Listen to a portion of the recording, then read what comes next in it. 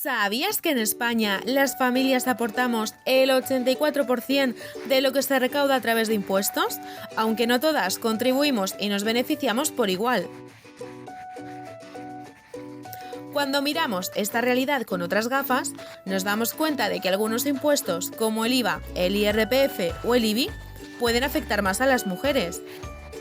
Imagina que a partir de mañana tuvieras que pagar más caro el desodorante o las cuchillas de afeitar por el simple hecho de ser hombre. ¿A qué no sería justo?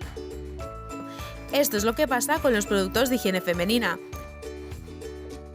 El sistema fiscal nos penaliza y no tiene en cuenta que en general somos nosotras quienes tenemos salarios inferiores, trabajos más precarios, representamos el 81% de los hogares monoparentales y asumimos mayoritariamente las tareas del hogar y cuidados, lo que conlleva un elevado coste físico y emocional, pero también económico.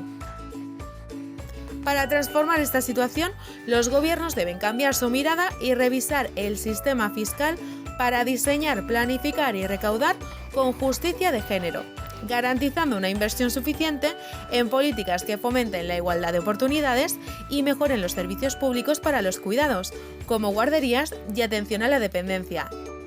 ¿Y tú qué piensas?